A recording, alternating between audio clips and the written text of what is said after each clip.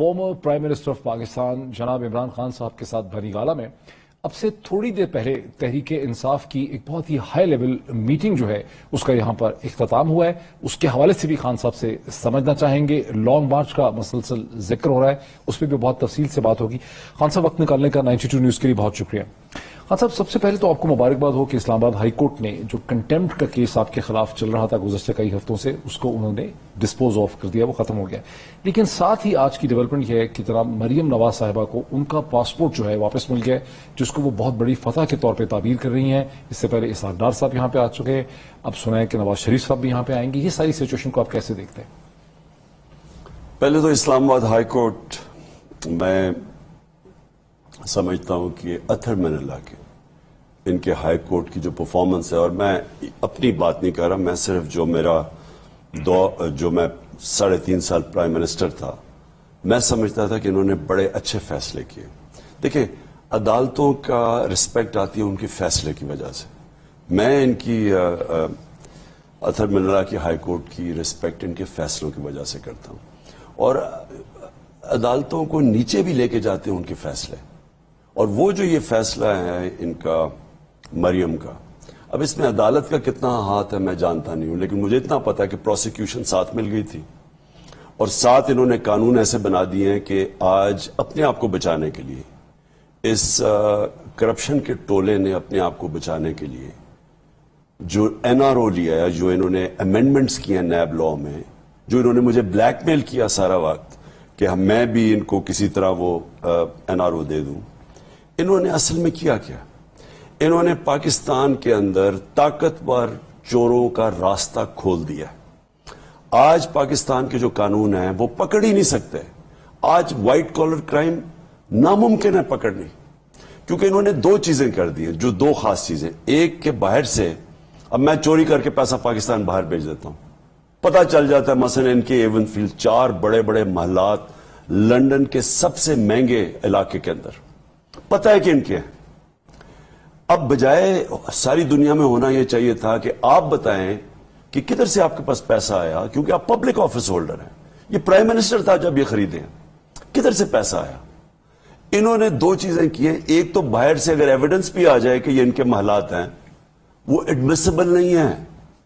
میں باہر چوری کر کے جو مرضی خرید لوں, اب اس کی انفارمیشن پاکستان آئے گی, ہاں یہاں عدالت میں ایڈمیسیبل نہیں ہے. ایک یہ کیا. دوسرا انہوں نے کیا کہ اب اونرس, بجائے میں پبلک آفس ہولڈر ہوں, اگر میں اتنے 4 محلوں میں رہ رہا ہوں اور میرے پاس کہیں بھی میں نے نہ ٹیکس ریٹرنز میں نے کہیں مینشن ہی نہیں کیا میرے پاس سورس آف انکم کیا ہے, انہوں نے یہ کر دیا ہے کہ نیب کو کہ نیب پتا چلوائے کدھر سے پیسہ آیا. یہ تو ناممکن ہے. تو اس کا مطلب کہ پہلے ہی وائٹ کالر کرائم پکڑنا مشکل تھا, اب تو انہوں نے لائسنس دے دیا ہے. بیسکلی بڑے ڈاکوؤں کو لائسنس دے دیا ہے کہ آپ ملک سے پیسہ باہر بھجوائیں چوری کر کے, منی لانڈرنگ کر کے, آپ کو کوئی قانون پاکستان کا نہیں پکڑ سکے گا. تو مریم کو اور نواز شریف اور اسحاق ڈار کو بچاتے بچاتے, اور زرداری کو, کیونکہ وہ بھی اب بچ جائے گا, یعنی زرداری بھی اب ڈرائی کلین ہوگا. یہ جو انہوں نے قوانین بنائے ہیں, میں سمجھتا ہوں کہ پاکستان کی تاریخ میں نے کبھی اس طرح کے حالات نہیں دیکھے جو آج ہیں. میں نے کبھی ایک لوگوں کو لائسنس ملتا وہ چوری کرنے کا کسی بھی معاشرے کے اندر ایسے نہیں دیکھا جو آج پاکستان میں ہے. میں سمجھتا ہوں کہ یہ پاکستان کے لیے ایک انگریزی میں ورڈ ہے ایگزسٹینشل تھریٹ. یہ ہماری ایگزسٹنس کی اب اس کا خطرہ ہے. ہم اب ادھر پہنچ گئے ہیں جس کو کہتے ہیں کراس روڈز. سیدھا ہم جاتے ہیں تو تباہی, یا ہم ایک طرف جائیں گے ان کے خلاف جو میں مارچ کر رہا ہوں, یا دوسری طرف ان کے ساتھ چلیں گے اور ان کے بچوں کے ساتھ, تو آگے پاکستان کو کوئی مستقبل نہیں ہے. تو ہم ادھر اب کھڑے ہیں اس موڑ پہ. کچھ لوگ یہ سمجھتے ہیں ڈیپلی پینیٹریٹڈ ہے کہ آپ نے ان وائزلی کرپشن اور نان کرپشن میں ایک ڈیوائڈنگ لائن پیدا کر دی. یعنی آپ کا مسئلہ یہ ہے کہ آپ سارا سسٹم ہی کرپٹ ہے اور آپ اس کے خلاف تن تنہا کھڑے ہو گئے. دیکھیے اسی وجہ سے کامیابی نہیں مل رہی. نہیں, مجھے پتا ہے کامیابی, وہ میں آتا ہوں کیوں کامیابی نہیں ملی. لیکن وہ سب سے بڑی بات یہ, میں نے ان معاشرے دیکھے ہوئے ہیں جو کامیاب معاشرے. میں 18 سال کی عمر میں انگلینڈ گیا, میں نے وہاں یونیورسٹی پڑھی, پھر میں کوئی پتہ نہیں 20 سال وہاں, 18-20 سال गर्मियों में प्रोफेशनल क्रिकेट खेलता था और सर्दियों में पाकिस्तान आता था। तो मैंने मुआवजा किया दोनों माशरों का। अगर आप मेरे से पूछे ना कि एक चीज क्या है जो मुल्क को ऊपर लेके जाएगी, एक चीज मैं कहूंगा रूल ऑफ लॉ, इंसाफ, कानून की हुक्मरानी। एक चीज जो होती है ना, जो अमीर और गरीब मुल्कों के अंदर फर्क है, वो ये है, जो मैंने अपनी इसलिए पार्टी का नाम इंसाफ की तहरीक रखा था। मदीना की रियासत में क्या किया था नबी सल्लल्लाहु अलैहि वसल्लम ने? सबसे पहले अदल और इंसाफ कायम किया था। वो होती है बुनियाद। उसके साथ एक और चीज अल्लाह का हुक्म है कि अमर बिल मारूफ।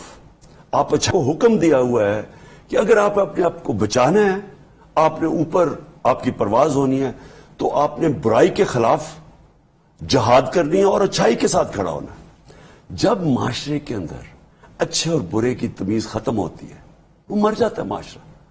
इन्होंने, चोरों ने ये किया हमारे साथ। देखें, मैं क्यों नहीं इनसे मिलता था, ये शहबाज शरीफ से, जी मिलता नहीं है, बड़ा तकब्बर है। अगर मैं इनको मिलता हूं, मैं लेजिटिमाइज कर देता हूं, इसका मतलब कि चोरी और करप्शन में कोई बुरी चीज ही नहीं है। आप सारा वक्त कहते हैं जी हम सियासी हैं। आप इंग्लैंड में भी तो सियासी हैं। आप ये चोरी, इससे क्या, ये तो अरबों रुपए की चोरी है ना, तो इसका सिर्फ जो पकड़ी गई सामने आई है, 16 अरब का केस है ना FIA के अंदर, जो अब माफ करवा रहा है, 16 अरब रुपया, 8 अरब रुपया का TT का केस, वो नैब में पड़ा है, वो माफ हो जाएगा। इनके सारे जो टोटल केसेस हैं 1100 अरब रुपया, $5 बिलियन इस मुल्क का, ये माफ करवाएंगे आप, ये कानून पास करके। देखिए, माशरे को अगर आपने तबाह करना है, आप उसके अंदर से इंसाफ खत्म कर दें। आप माशरे के अंदर ताकतवर चोरों को ना पकड़ें और गरीबों को, चोरों को पकड़ें, माशरा तबाह हो जाता है, जो हमारे नबी सल्लल्लाहु अलैहि वसल्लम ने कहा। ठीक है। सो जो आप बात करें ना कि मैं कामयाब क्यों नहीं हुआ, कामयाब क्यों नहीं हुआ? कामयाब इसलिए नहीं हुआ कि यहां जो ताकतवर थे, उनकी जड़ें इतनी ज्यादा, ताकतवर डाकू जो मैं कह रहा हूं, जो ताकतवर मुजरिम थे इस मुल्क के, उनकी जड़ें इतनी नीचे थी कि वो जो मेरी जंग थी, मैं क्यों पहले दिन से कहता था मैं NRO नहीं दूंगा, मैं पहले दिन से कह रहा था। मतलब ये था कि ये करते क्या है कि ये ताकतवर आके इकट्ठे हो जाते हैं। मैंने प्रेडिक्ट किया, मैंने आज से 11 साल पहले प्रेडिक्ट किया कि जब मैं आऊंगा ये दोनों इकट्ठे हो जाएंगे, क्योंकि दोनों करप्ट है। इनका इंटरेस्ट ये है कि इनकी पैसा बचे। अब पैसा पहले चोरी करने में नुकसान पहुंचाया, अब उसको बचाने के अंदर। और पैसा जब बचाते हैं, जब ये अपना पैसा बचाते हैं, ये माशरे को तबाह कर देते हैं, क्योंकि इन्होंने सबके लिए दरवाजे खोल दिए चोरी के। अच्छा, अब पता नहीं आपके कानों में बात पहुंची है कि नहीं कि मोहतरमा मरियम नवाज साहबा ये कह रही हैं कि इमरान खान साहब रूल ऑफ लॉ की, कानून की तो बात करते हैं, लेकिन जो साइफर है वो चोरी करके ले गए बनी गाला में, उन्होंने उसको छुपा लिया है और उसको रिकवर करना है। जिस तरह से डोनाल्ड ट्रंप के डॉक्यूमेंट्स जो हैं अब वो FBI ने रिकवर किए, हमें रेड करना पड़ेगा बनी गाला में वो कागज निकालने के लिए, बिकॉज ये नेशनल सिक्योरिटी थ्रेट है। मरियम, इस पर कैबिनेट ने फैसला भी किया है। प्रॉब्लम ये है कि ये ज्यादातर लोग पढ़े लिखे भी नहीं है, इनकी कोई इतनी तालीम भी नहीं है ना, और ये कोशिश करते हैं इल्म हासिल करने के लिए। इनसे पहले पूछें कि साइफर की जो मास्टर कॉपी है वो तो फॉरेन ऑफिस में पड़ी हुई है। पहले फॉरेन ऑफिस से तो पूछ लें कि आपके पास साइफर की मास्टर कॉपी है। अच्छा, वो जो मास्टर कॉपी है वो आती है पहले फॉरेन ऑफिस में, उसकी फिर कॉपीज जाती हैं प्राइम मिनिस्टर के पास, प्रेसिडेंट के पास, आर्मी चीफ के पास, उसकी कॉपीज जाती हैं। और वो जो मास्टर कॉपी है वो आज फॉरेन ऑफिस में पड़ी हुई है। और जो हमने क्या किया था, हमने वो साइफर की जो कॉपीज थी डॉक्टर आरिफ अलवी प्रेसिडेंट ने भिजवाई CJ को, हमने भिजवाई स्पीकर के पास। स्पीकर ने पहले सबको दिखाया, ऑपोजिशन को, जान के इन्होंने नहीं देखी क्योंकि ये साजिश का हिस्सा है, और फिर उसने भेज दी CJ के पास, चीफ जस्टिस के पास।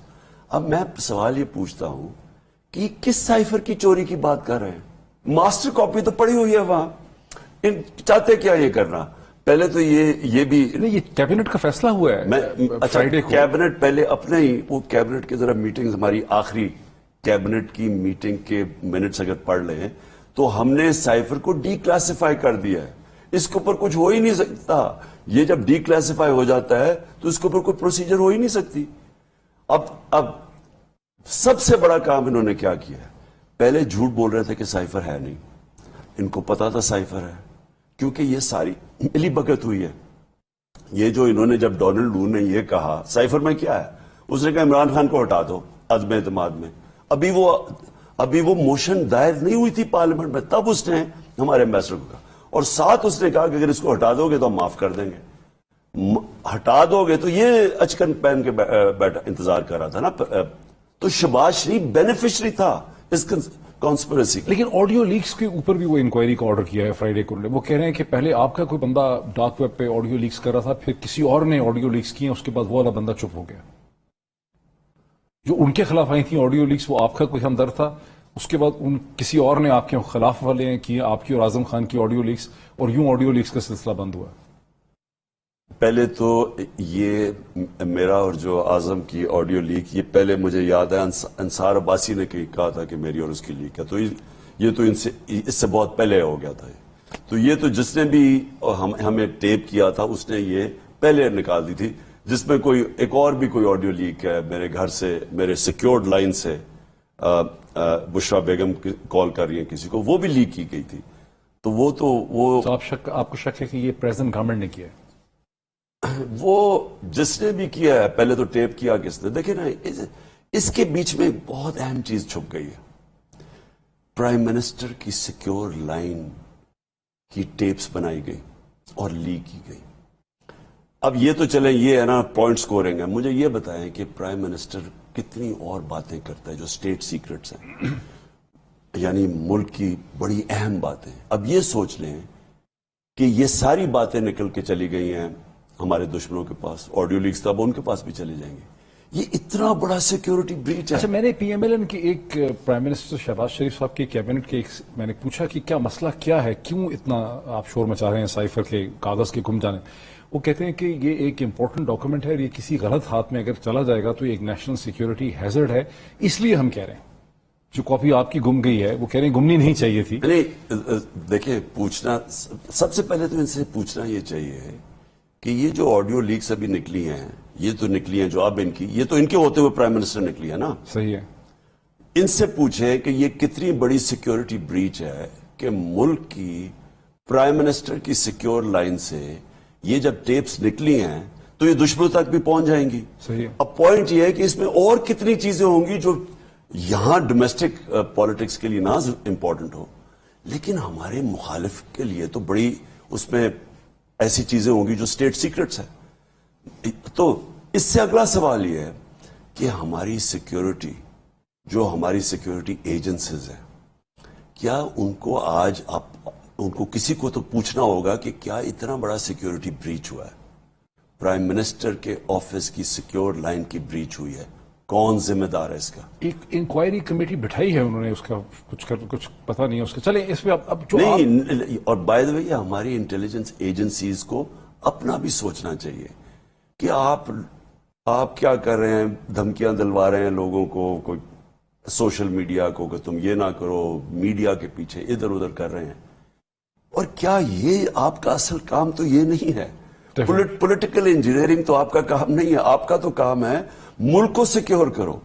تو اس سے بڑا دیکھیں, پھر سے ہم کیوں نہیں سمجھتے کہ یہ ہمارے ملک کی سیکیورٹی کے لیے یہ بہت ہی سیریس لیپس ہے. اچھا, اب جو definitely I agree with you, یہ جو اب مسلسل کئی دنوں سے بلکہ ہفتوں سے آپ کہہ رہے ہیں ہم لانگ مارچ کریں گے. ابھی جو ٹیکسلا میں آپ نے ایک جلسے سے خطاب کیا اس میں پھر آپ نے لانگ مارچ کا ذکر کیا, آپ نے ٹی وی اینکرز کے ساتھ ملاقات کی اس میں بھی لانگ مارچ کا ذکر کیا. ایک تو کسی کو یہ کلیئر نہیں ہے کہ کیا یہ لانگ مارچ ایک لینئر مارچ ہے یا یہ ایک ملٹی ڈائمینشنل فینومنا ہے پولیٹیکل موومنٹ کا. سیکنڈلی, اسی حوالے سے غالباً اب سے تھوڑی دیر پہلے, 1-2 گھنٹے پہلے آپ کی ایک میٹنگ بھی ہوئی ہے چند لوگوں کے ساتھ پی ٹی آئی کی, یہیں بنی گالا میں, اور اس میں بھی لانگ مارچ کے حوالے سے بات ہوئی. اس میں آپ ہمیں بتا سکتے ہیں کہ کیا ایک حکمت عملی یا اسٹریٹجی سامنے آ رہی ہے؟ دیکھیں موہن, جو یہ مارچ ہے, اسلام آباد مارچ حقیقی آزادی کے لیے, یہ ہماری حقیقی آزادی کی تحریک کا حصہ ہے. تحریک تو چلتی رہی ہے جب تک حقیقی آزادی نہ ملے, یہ اس کا ایک حصہ ہے. پہلے تو میں یہ کلیئر کر دوں کیونکہ اور بھی ہمارے ایونٹس پلانڈ ہیں. جب تک ہم یہ ادھر تک نہیں پہنچ جاتے تو ہمارے اور بھی ایونٹس ہیں اس کے بعد. یہ اس کا ایک ایونٹ ہے, اور میں آپ کو یہ آج کہہ دوں کہ انشاءاللہ کامیابی تو اللہ دیتا ہے, کوشش انسان کرتا ہے. لیکن یہ پاکستان کی تاریخ کا سب سے بڑا عوام کا سمندر نکلنے لگا ہے، اور یہ ابھی تک کوئی پکچر نہیں کر سکتا کہ کیا ہوگا ایگزیکٹلی وہ کرے گا کیا آگے، وہ میں ابھی کسی کو نہیں بتا رہا. اور میں اپنے بڑے کلوز 4-5 لوگوں کے اندر میں نے بات رکھی ہوئی ہے، کیونکہ ہماری ہر بات لیک ہو جاتی ہے، ہمارے فون ٹیپ ہوئے ہیں، ہمارا سب کچھ. ان میں سے اگر لیک ہو گئی تو یہ 4-5 ہی ریسپانسبل ہوں گے. نہیں، وہ میں نے وہ مجھے پتا ہے کون لوگ ہیں، اور ہمارے کیونکہ ٹیلی فون بھی ٹیپڈ ہیں، کیونکہ ہماری سیکیورٹی ایجنسیز آپ کا واٹس ایپ سیکیور ہے؟ ہم ایسے لگ رہا ہے جیسے میں ایسے پہلی دفعہ فیل کر رہا ہوں جس طرح میں کوئی ہندوستان مخالف ملک کا کوئی بہت بڑا، اس ملک کا غدار کوئی ملک میں آیا ہوا ہے، تو اس کو اس کی لائنیں بھی، گھر کے بھی ٹیپ ہو رہے ہیں، گھر کے نوکروں کو بھی پیسے دیے جا رہے ہیں کہ کس طرح میری انفارمیشن لے. تو اس لیے میں بڑے محدود سرکل کے اندر ایگزیکٹلی کیا وہ کرے گی، مارچ آ کے کرے گی کیا، وہ کسی کو نہیں بتاؤں گا. لیکن انشاءاللہ یہ پاکستان کی تاریخ کی سب سے بڑا عوام کا سمندر نکلے گا. اچھا، اب پنجاب 12 کروڑ آپ کی حکومت، کے پی 5 کروڑ کچھ آپ کی حکومت، آزاد کشمیر آپ کی حکومت، گلگت بلتستان آپ کی حکومت، اسلام آباد کی 27 کلومیٹر کی ٹیریٹری کے باہر جتنی فزیکل ٹیریٹری ہے پاکستان کی، اس پہ آپ کی حکومت ہے. کیا یہ بھی ہو سکتا ہے کہ تحریک انصاف اور آپ کے سپورٹرز ہر طرف سے آئیں اور اسلام آباد کے بارڈر پہ کھڑے ہو کے اپنی پاور دکھائیں اور پھر واپس وڈرا کر جائیں اور احساس دلائیں شریف زرداری رجیم کو کہ ہم کتنی پاپولر تعداد میں موجود ہیں؟ دیکھیں کیا ایگزیکٹلی کریں گے پھر وہ اس وقت تو میں بات نہیں کروں گا، لیکن ہمارا پلان ہے. میں بار بار کہتا ہوں مجھے اس کا تو پتا ہے پلان رانا ثناء اللہ کا، ٹیئر گیس شیل پکڑ لو، پیلٹ گنز پکڑ لو اور مارنا شروع کر دو، کیونکہ انہوں نے تو یہی کیا تھا نا پچھلی بار، اور ہماری تیاری نہیں تھی تب. ہمیں اندازہ ہی نہیں تھا کہ کوئی اس طرح بھی کر سکتا ہے، کہ یعنی ایسے لگ رہا تھا پھر سے جیسے مقبوضہ کشمیر ہے، اپنا نہیں پاکستان نہیں لگ رہا تھا. آپ ذرا شیلنگ دیکھیں. جی میں موجود تھا. یعنی جو انہوں نے کیا ہے، چلے کوئی خطرہ ہو کسی سے، اب فیملی سے بھی خطرہ ہے، اتنے بچے ہیں، عورتیں، ان کے اوپر شیلنگ کر دی. میں نے کبھی اس طرح کا برتاؤ ایک سیولائز سوسائٹی میں، اور ایک ہمارا خاص یاد رکھیں اسلام کے اندر ہماری خاص ایک عورتوں کے لیے اپنی ایک خاص رسپیکٹ ہے. آج مریم نواز عورت نہ ہوتی تو یہ جیل میں ہوتی، اس کے بھائی ہوتے نا، یا دونوں جیل میں ہوتے، وہ باہر بھگا دیا انہوں نے، کیونکہ ہم عورتوں کو اسپیشل ٹریٹمنٹ دیتے ہیں.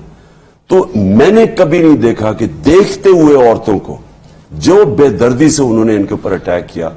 تو ان کا تو پتہ ہے ہمیں، ان کی ساری تاریخ یہ ہے، یہ فیشسٹ ہے، ان کے اندر کبھی ڈیموکریسی آس پاس سے نہیں گزری.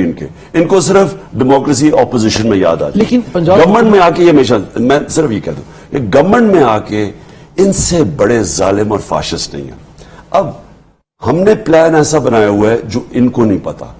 یہ انہوں نے اپنی پلاننگ کی ہوئی ہے، ہماری اپنی پلاننگ ہے، اور وہ ان کی پلاننگ بیچ میں دھری کی دھری رہنے چاہیے جو ہماری پلاننگ بن رہی ہے.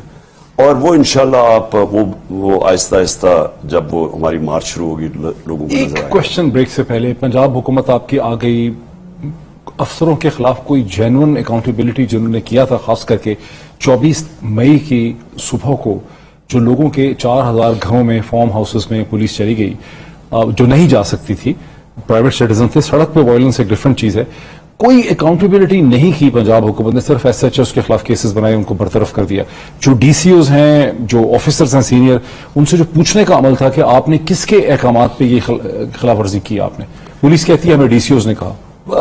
میں نے تو مجھے تو پتا ہے کس کے پیچھے کون تھا اس کے، یہ تو مجھے آئیڈیا ہے. ادھر رہنے دیں آپ کی شو میں بات نہیں کرتا کہ وہ کون تھا. ویسے ہی کٹ جانا ہے. ہاں ویسے بھی کٹ جائے گا، لیکن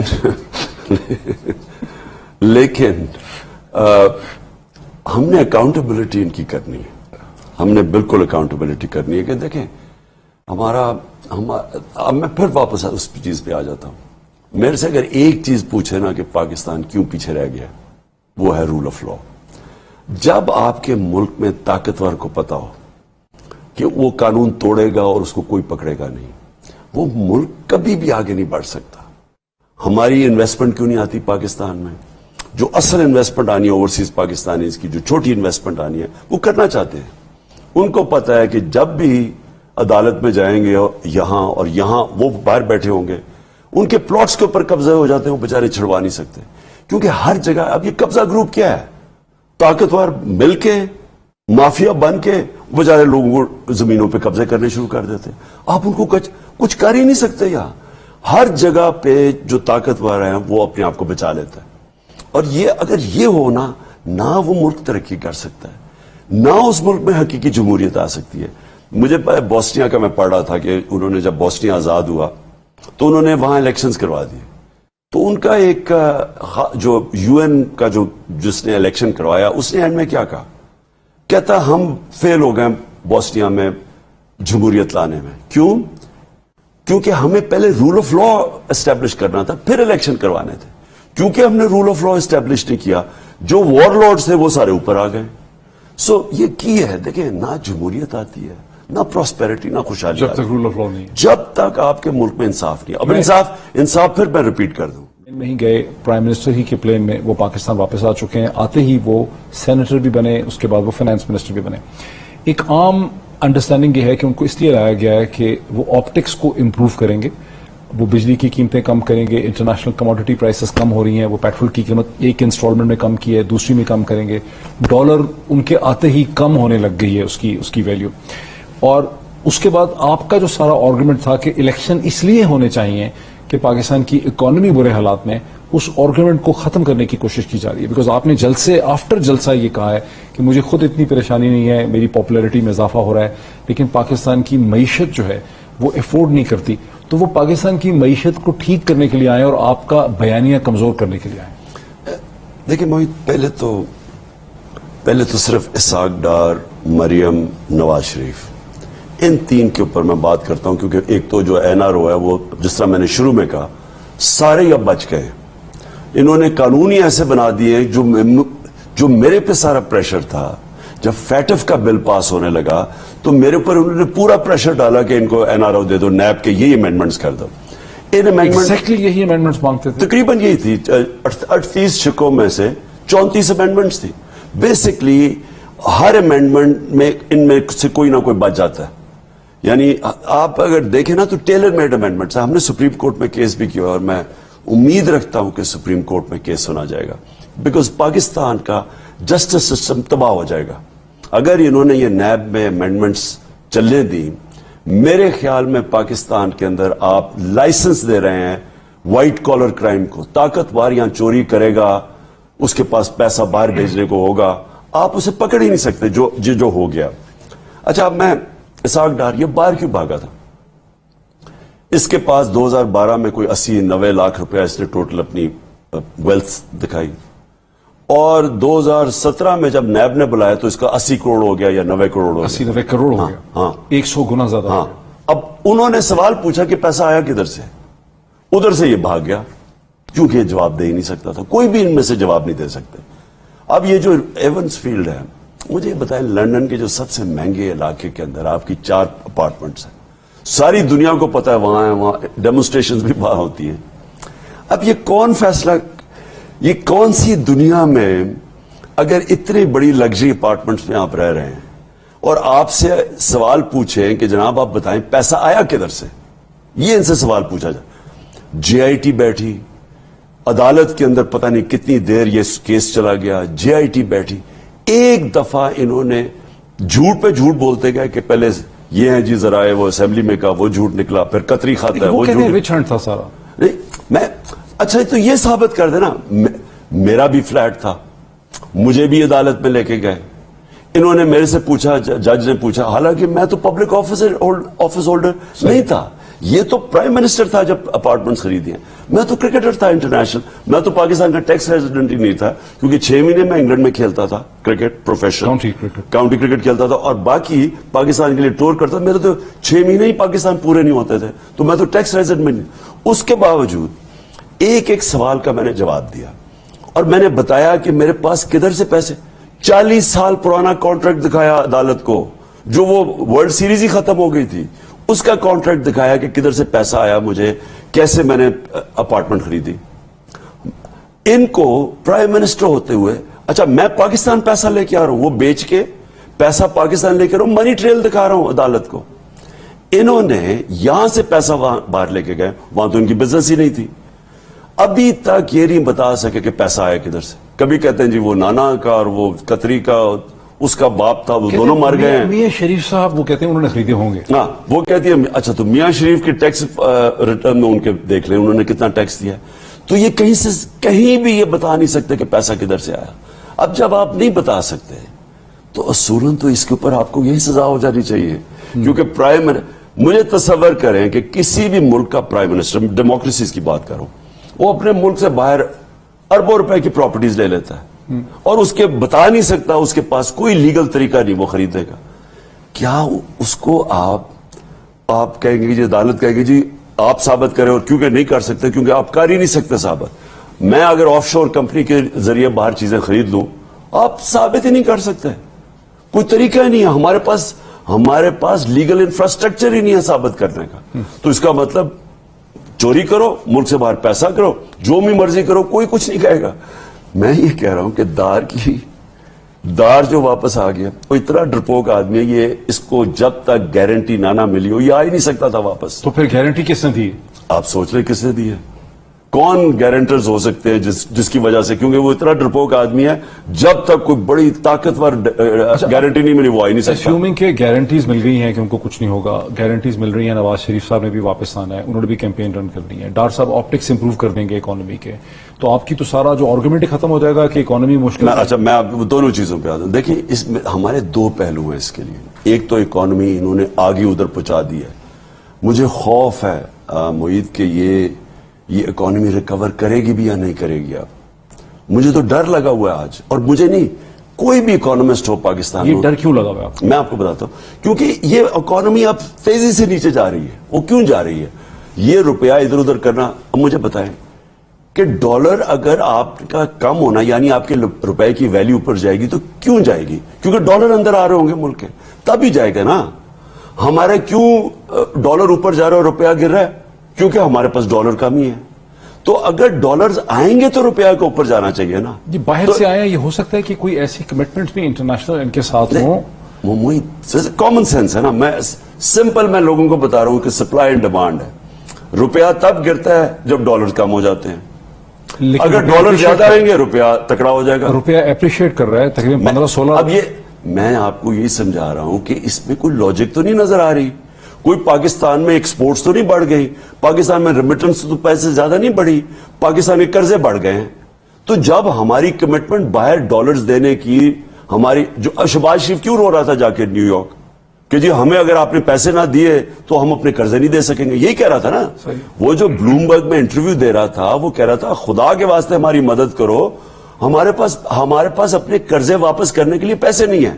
ایک دم پاکستان کے بانڈ گر گئے. بانڈ گرنے کا مطلب کہ کوئی باہر سے اب پاکستان کو کمرشل لونز دے گا نہیں, کیونکہ بانڈز کی جب ویلیو ختم ہو گئی.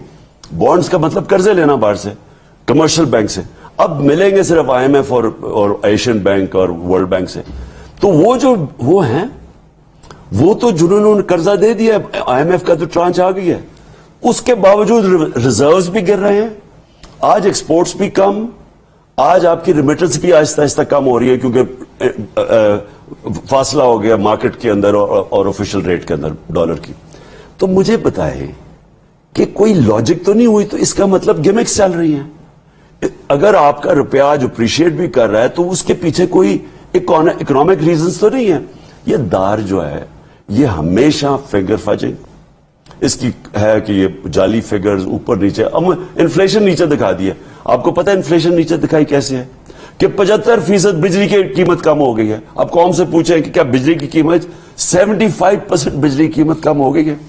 نہیں, لیکن بہت سی اور بھی چیزیں جو ہیں ان کی بھی لاجک کوئی نہیں ہے. جو لیگل جس طرح سے کیسز ختم ہوئے اس کی بھی کوئی لاجک نہیں ہے. لیکن ڈار صاحب کے آنے کے بعد وہ کہتے ہیں کہ چونکہ انہوں نے اسپیکولیٹر کو یقین دلا دیا کہ میں اسٹرانگ روپی میں بلیو کرتا ہوں تو روپے اپریشیٹ کر گیا. کچھ پیٹرول کی قیمت انہوں نے کم کی ہے, مجھے شک ہے دوبارہ کم. میں کہہ رہا ہوں آپ کی پالیٹکس پہ, آپ کی پالیٹکس تو ویک ہو رہی ہے نا. آپ کہہ رہے تھے کہ مجھے الیکشن جلدی اس لیے چاہیے کہ اکانومی کے بہت برے حالات ہیں, لوگ زیادہ پڑھے لکھے نہیں ہیں. ڈار صاحب ایک آپٹکس پریزنٹ کر رہے ہیں کہ اکانومی امپروو ہو رہی ہے. وہی 3 چیزیں. یہ انہوں نے کہا تھا کہ مہنگائی کم کریں گے, یہ تو ریکارڈ ہے کہ 50 سال میں سب سے زیادہ مہنگائی ان کے 4 مہینے میں ہوئی. انہوں نے کہا ہم اکانومی ٹھیک کریں گے, یہ ریکارڈ کے اوپر ہے اس وقت. آپ صرف جو اکنامک سروے آف پاکستان دیکھ لیں کہ ہم کدھر چھوڑ کے گئے تھے, آج انڈسٹری کا کیا حال ہے, آج بے روزگاری کا فیصلہ باد چلے جائے نا, ٹیکسٹائل سے مزدور نہیں ملتے تھے, آج بے روزگاری پار لونز بند ہو رہی ہیں, کسان سڑکوں کے اوپر ہے. تو آپ نے ویلتھ کریٹ کیسے کرنی تھی؟ یا آپ کے ایگریکلچر نے, کسان نے کرنی تھی, اور یا آپ کی انڈسٹری نے کرنی تھی. آئی ٹی جو ہم نے بڑی تیزی سے بڑھ رہی تھی ہماری آئی ٹی ایکسپورٹس, وہ نیچے جانی شروع ہو گئی. تو مجھے بتائیں دار نے کیا کیا ہے؟ دار نے کیا کیا تھا جب وہ پاکستان چھوڑ کے گیا ہے؟ ہمارے دور میں جو سب سے زیادہ ہمیں مشکل آئی ہے کہ پیٹرول کی قیمتیں $100 سے اوپر چلی گئی, آئل کی قیمت انٹرنیشنلی. ان کے دور میں ایوریج 50 ارب, آدھی قیمت تھی تیل کی, دگنی ہوگی تیل کی قیمت. انہوں نے $20 ارب کا خسارہ چھوڑ کے گئے, کرنٹ اکاؤنٹ ڈیفیسٹ, بیرونی خسارہ. اس کے علاوہ انہوں نے ریزروز 8-9 ارب کے ریزروز چھوڑ کے گئے. جب انہوں نے ہماری حکومت گرائی, جب عدم اعتماد کیا, تو ہماری دور پہ صرف $16 ارب کے قرضے, کووڈ کے باوجود تیل کی قیمت دگنی ہوگی, $100 سے اوپر چلے گی, 115 تک گئی. اس کے باوجود ہمارے ریزرو 16 ارب کے, یہ 8 ارب کے, ہم نے 16 ارب کے ریزرو چھوڑے. یہ $20 ارب کا خسارہ چھوڑ گئے, ہم 16 ارب کا چھوڑ کے گئے. ہم نے ایکسپورٹس ریکارڈ کی اور اس کی وجہ سے ڈالر انٹیک ہوئی. ہم نے جو اپنی عمران خان صاحب کے ساتھ ڈسکشن کو آگے بڑھاتے ہیں. خان صاحب, آپ اس چیز کو کیوں رول آؤٹ کر دیتے ہیں کہ ڈاکٹر صاحب 5 سال کے بعد جب باہر سے آئے ہیں, کسی کروشل سٹیج پہ ایک انٹرنیشنل ڈیل ایسی ہو سکتی ہے جس سے ان کو اکنامک بریدنگ سپیس ملے گی, اور وہ کہیں گے کہ دیکھیے ہم نے بہتر مینجمنٹ کر کے دکھا دیا ہے. شہباز شریف فیل ہو گئے, مفتاح فیل ہو گیا, لیکن نواز شریف کی ٹیم جو ہے وہ ڈیلیور کر رہی ہے. دیکھیں, پہلے تو میں پھر سے ریپیٹ کرتا ہوں کہ اس نے ملک کا سب سے بڑا اکنامک کرائسس چھوڑ کے ملک سے باہر بھاگا تھا. کبھی اتنا بڑا, اصل تو مار دیتے نا بیرونی خسارہ, تو سب سے بڑا بیرونی خسارہ چھوڑ کے گیا, سب سے کم ریزروز چھوڑ کے گیا. ہماری جو ایکسپورٹس تھی جس سے ملک کی آمدنی بڑھتی ہے, 5 سال میں ادھر کی ادھر ہی رہ گئی. ایکسپورٹس بڑھائی نہیں انہوں نے. تو ملک پہ اندر جب پیسے ڈالر ہی نہیں آ رہے تو ملک نے ترقی کیسے کرنی ہے؟ جو سارے ملک ترقی کیے تھے, ایسٹ ایشین ٹائیگر, وہ سارے ایکسپورٹس بڑھا کے, چائنا اس نے ایکسپورٹس لیڈ گروتھ کی تھی. ہندوستان آج اگر سیکیور ہے تو اس کی کوئی 260 ارب کی ریزروز ہیں ایکسپورٹس کی وجہ سے. ہماری ایکسپورٹس وہیں کی وہیں پڑی ہوئی تھی. تو یہ اس کا کیا کمال تھا؟ یہ بس فگر فاجنگ کرتا رہا, اینڈ میں خسارہ چھوڑ کے چلا گیا اور ملک بینکرپٹ تھا. اس ملک کو ہم نے اٹھایا بینکرپسی سے, کورونا کے باوجود ملک کو اٹھایا. اور انہوں نے اس وقت کیا جبکہ اکنامک سروے کہتی ہے کہ 16 سال میں پاکستان کی بیسٹ اکنامک پرفارمنس تھی. اب یہ پھر واپس آ گیا. میں یہ سمجھنا چاہتا ہوں کہ یہ کیا کرے گا جس سے ہماری دولت میں اضافہ ہوگا. ابھی تک کچھ بھی نہیں, نہ یہ کر سکتا ہے, نہ اس نے ماضی میں کبھی کیا. اگر ہمارا یہ کیوں آئے, ہاں یہ کیوں لایا گیا ان کو؟ میرے خیال میں کہ یہ سمجھتے ہیں کہ دار تھوڑی یہی فگر فاجنگ کر کے, کیونکہ ٹھوس اکانومی تو نیچے جا رہی ہے نا, تو اگر فگر فاجنگ کر کے ہوپ کر رہے ہیں کہ کسی طرح باہر سے امداد مل جائے. اگر ان کا صرف ایک مقصد, آپ نے خود کہا کہ گارنٹی پہ آیا ہے, اس کو کسی نے گارنٹی دی ہے, سیکیورٹی یہاں دی ہے. اب نواز شریف صاحب نے بھی آنا ہے, اس کا مطلب ہے کہ یہ خود بھی ارلی الیکشن کی طرف جانا چاہ رہے ہیں کہ صرف آپ جانا چاہ رہے ہیں؟ نہیں, میں نہیں سمجھتا کہ یہ الیکشن چاہ رہے ہیں. یہ الیکشن نہیں چاہ رہے. میں یہ سمجھتا ہوں تو فگر فاجنگ تو زیادہ دیر نہیں چلے گی. لیکن آج شہباز شریف کی جو پرفارمنس تھی نیو یارک میں, وہ اتنی دور اور اتنے مہنگے ہوٹل میں ٹھہرنا, سب سے پہلے ساروں نے مہنگے ہوٹل میں پتہ نہیں کتنا پیسہ خرچ کیا ہوا, ہمارا فورن ایکسچینج. اس کے بعد ایسی بھیک مانگی ہے جو میں نے کبھی کسی کو نہیں دیکھی. آپ وہ بلومبرگ کا انٹرویو دیکھ لیں کہ پلیز ہیلپ اس, وہ عورت کو کہہ رہے ہیں اینکر کو. تو ان کی صرف کوشش ہے کہ باہر سے پیسہ ملے گا. آپ سمجھتے ہیں؟ نہیں, میں یہ کہہ رہا ہوں کہ ان کی اکانومی تو ان کے پاس کوئی طریقہ ہی نہیں ہے, کیونکہ ان کا پاسٹ ریکارڈ ہے. اب ایک یہ ہوپ کر رہے ہیں کہ باہر سے کوئی, وہ کہہ رہے ہیں $32 بلین ہم نے سیکیور کیے ہوئے ہیں. وہ کہہ رہے ہیں ہمیں گارنٹیز ہیں کہ $32 بلین کا انفلو ہوگا 30 جون 2023 تک. دیکھیں نا, وہ کدھر سے ہوگا؟ Friendly countries, international monetary agencies and bond floating. دیکھیں, اس کا مطلب کہ قرضے ہی لیں گے نا. قرضے لیں گے نا. میں یہ کہہ رہا ہوں کہ قرضے تو انہوں نے پہلے بھی لے لیے تھے. اگر ملک کے اندر آپ کی دولت میں اضافہ نہیں ہو رہا تو قرضے کے پیسے واپس کیسے کرنے ہیں؟ تو اس سے ایک اور بات جاتی ہے کہ وہ جب آپ ہمارے بانڈز ہی نیچے چلے گئے ہیں, لوگ سمجھ رہے ہیں کہ ہمارے میں اب قرضے واپس کرنے کی طاقت ہی چلی گئی ہے. اگر وہ لوگ یہ باہر کے یہ سمجھ رہے ہیں تو سوال یہ پیدا ہوتا ہے کہ یہ کس چیز کے اوپر اب یہ لوگ پیسے کیوں دے رہے ہیں ان کو. آپ کو پتا ہے کہ ان کا ایک سینگ ہے, دیر از نو فری لنچ. ٹھیک ہے, ہر چیز کی قیمت ہے. میرا پوائنٹ یہ ہے کہ یہ کیا وعدہ کر کے آئے کہ ہم کون سی قیمت ادا کریں گے. کسی چیز پہ یہ کمپرومائز کریں گے مزید پیسہ لینے کے لیے. لیکن دو کروشل کوشچن تھے, لانگ مارچ کو آپ نے بتایا. دوسری چیز ہے کہ کچھ دن پہلے ایک ٹی وی پروگرام میں آپ نے اندیا دیا کہ نئی حکومت کو الیکشن کے بعد آرمی چیف کی امپورٹنٹ کرنی چاہیے بیکاز امپورٹنٹ اسائنمنٹ ہے. پھر یہ نکلا کہ آپ نے اگلے دن ایکسپلینیشن دی کہ میں ایکسٹینشن کی بات نہیں کر رہا, میں کچھ مہینوں کی بات کر رہا ہوں. اس سے پھر یہ مطلب نکلتا ہے کہ آپ ایکسپیکٹ کرتے ہیں کہ الیکشن فروری مارچ میں ہو سکتے ہیں. آر یو شیور کہ الیکشن ہو سکتے ہیں؟ Are you confident? آپ نے کہا یہ نہیں چاہتے. میں بالکل کانفیڈنٹ نہیں ہوں, کیونکہ یہ دیکھیں یہ ڈرے ہوئے ہیں الیکشن سے. یہ ڈرے ہوئے اس لیے ہیں کہ ان کو پتا ہے کہ اس وقت جدھر ہمارا گراف ہے ماشاءاللہ تحریک انصاف کا, ان کو پتا ہے کہ انہوں نے ہار جانا الیکشن. خاص طور پہ جو پنجاب میں election commissioner, chief election commissioner نے پوری ان کی مدد کی, دھاندلی کروائی, ساری مشینری انہوں نے استعمال کی, اس کے باوجود ہار گئے. اب یہ ڈرے ہوئے ہیں اور ان کا گراف مزید اور نیچے جا رہا ہے. یہ جو این آر او سے لوگوں میں جو مایوسی آئی ہے, تو انہوں نے جیتنا تو ہے نہیں, انہوں نے کھینچنا ہے. دار سے گمکس کروائیں گے, یہ جو ونڈو ڈریسنگ, یہ جو فگر فجنگ, ابھی جو انفلیشن کے فگرز دیے ہیں اس سے یہ کروا کے, اور یہ امید رکھ رہے ہیں کہ کوئی پیسہ دے گا ان کو باہر سے. اب جو بھی باہر سے پیسہ دے گا کس کنڈیشنز پہ دے گا؟ کیا وہ پاکستان کی سیکیورٹی کمپرومائز ہوگی؟ میرے خیال میں کہ اور ہمارے پاس کیا ہے دینے کے لیے.